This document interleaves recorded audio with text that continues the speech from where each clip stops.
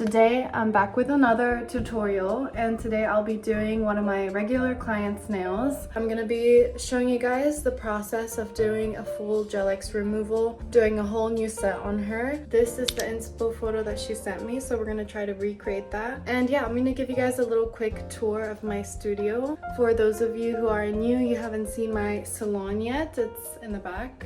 And I'll show you guys a bit of the tools that I use and the equipment, and just give you guys a quick introduction to how to get started. Anyways, let me show you. This is the current studio. Today is a bit cloudy, so I decided to put on those small lights just to make it a bit more cozy. I have Gilmore Girls playing in the background, and I already set up my desk. This is my client's chair, cozy with a blanket. The nail lamp I use, it's from Lug X. I don't know how to say that brand, but this is a really good brand. It's a bit more on the costly side, but it will definitely last you at least a year. And I've been using this for the longest time. So I already prepared my pre-made foils. I ordered these from Shein all the time, and these are just pre-made foils, so it makes the removal process a lot quicker. And you just add a bit of acetone on there and then wrap their hands for soaking them in. And I'm quickly charging my Melody Susie nail drill. This one is amazing. Like, the speed that it charges is insane. And if you guys want to see a review video of this, because I went over a whole video on nail drills, I'll link it up here. I've only been charging this for 5 minutes and it's already gone up like 5 bars, so definitely recommend this nail drill. Over here I already have my sanitized nail nipper, my sanitized nail bits. Today I'm gonna be using, these are my go-to nail bits, to be honest. I never change it up. This is the Melody Susie removal bit, and then this is the Melody Susie, I don't know what it's called, but I will link it down below. This nail bit tends to work on every single cuticle type, so I usually always use this shape and this coarseness. So anyway, this is the nail desk setup that I have currently. And over here next to my nail desk, I have a bunch more nail polishes. Up here I have all my refills. These are my Cocoist non-wipe top coats, my nail glue tips, and the IBD gel, and all the refills that I need to get quickly, so I just line them up at the top. Down here I have a bunch of chromes that I use quite often, and then just some refill bottles down here. I need to organize this, so don't look at that too much. Over here I have all my go-to charms, diamonds, pearls, everything, and then this eyeshadow palette that I use for any aura design. And yeah, that's just kind of my setup right now. I always change it up depending on what I gravitate towards more. Anyways, my client is gonna come any minute now, so I'm gonna get ready and I'll show you guys the process of doing her nails.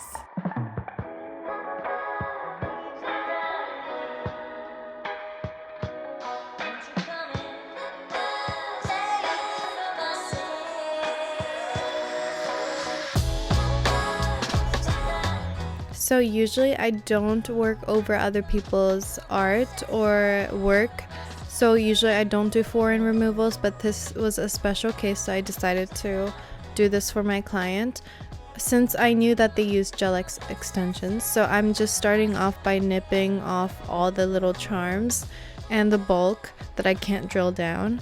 And then what I'm gonna do is I'm gonna try to see what's underneath to see if I could do a fill-in or just a removal.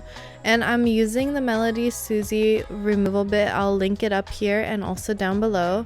I'm also using the Melody Susie drill that I showed you guys before, and I'm putting it on the max speed, which is 35,000 RPMs. And this way I can remove it super fast.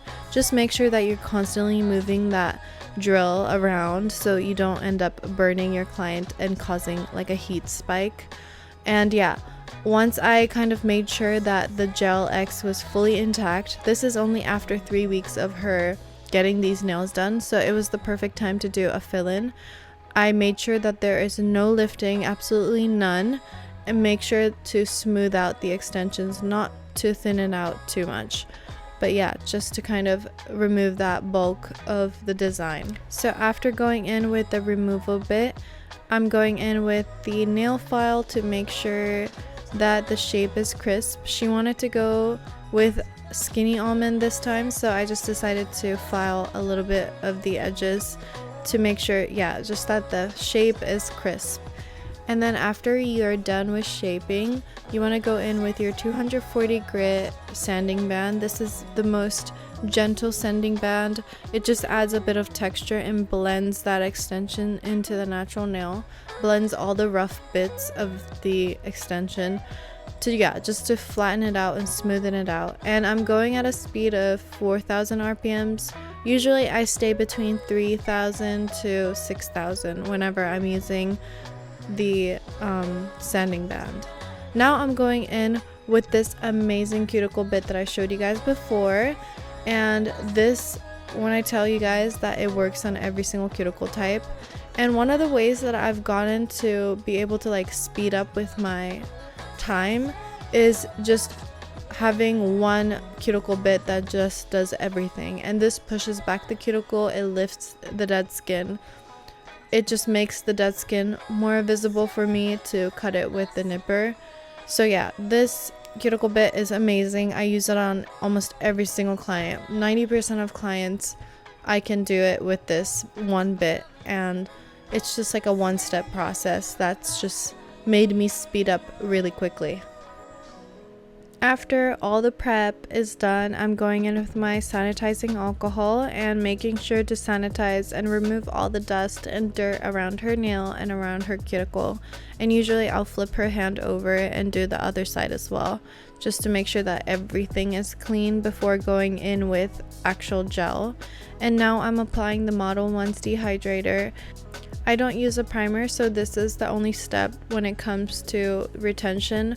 You just really want to buff the extension and then put the dehydrator on to suck out all the oil and just really dehydrate it and give it some texture.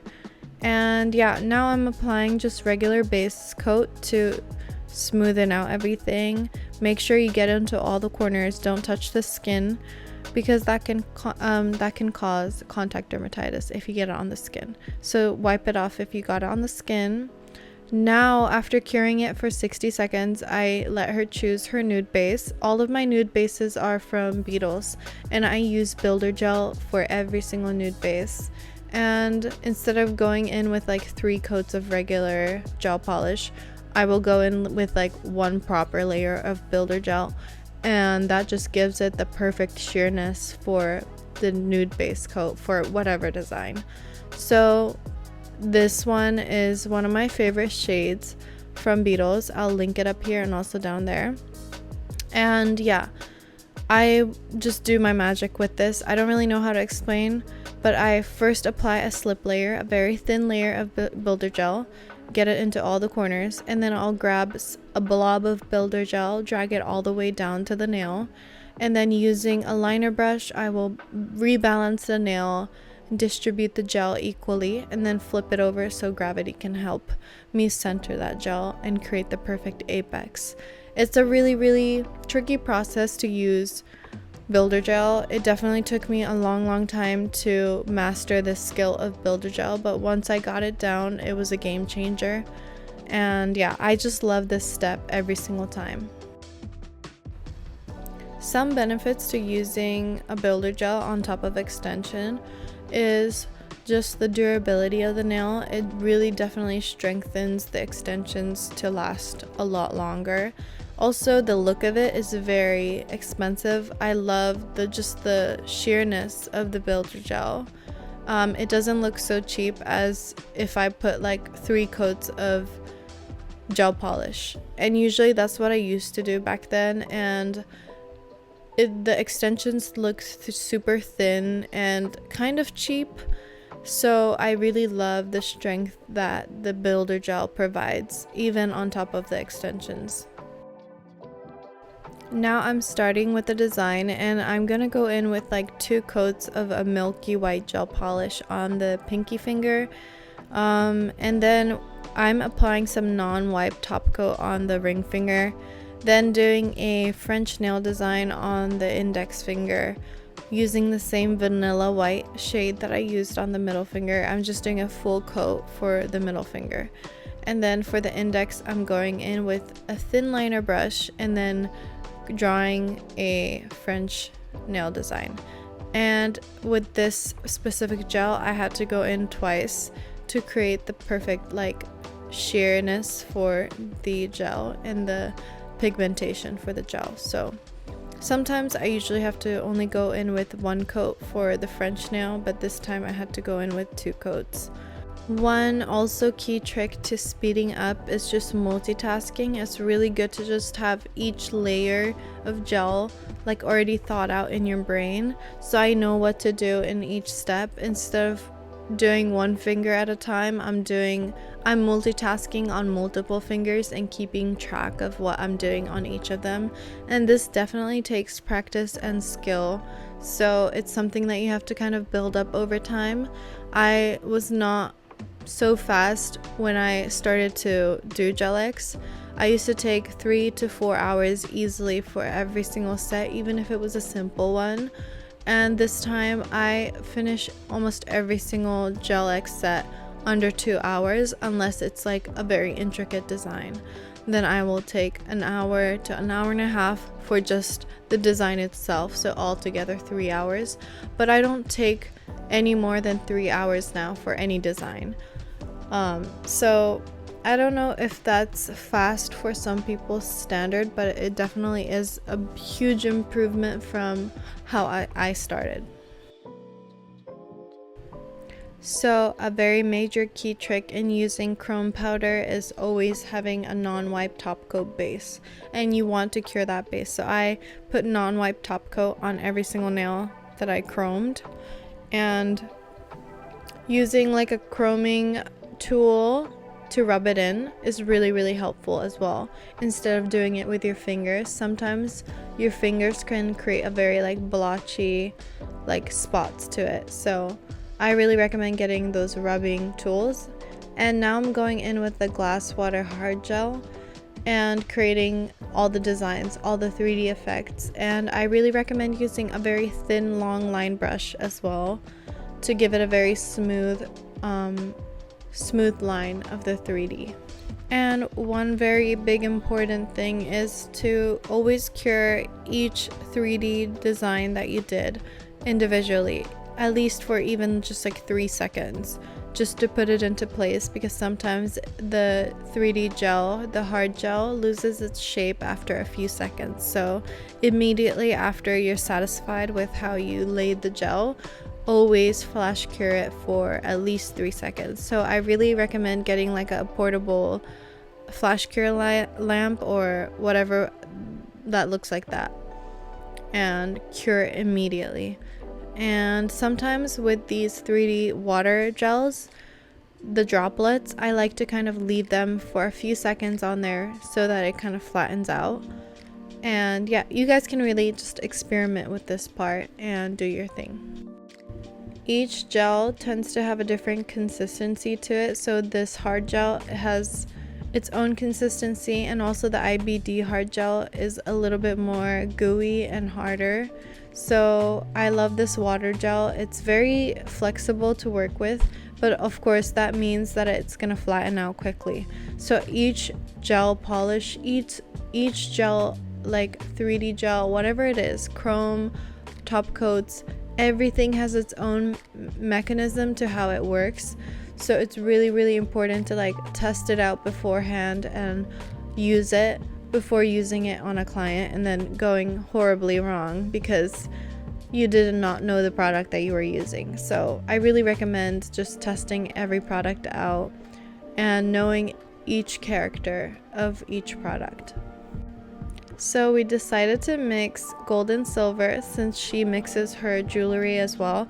I love asking if they're a gold or a silver girl because it just like makes the whole like end part really fun when I get to just customize all the details.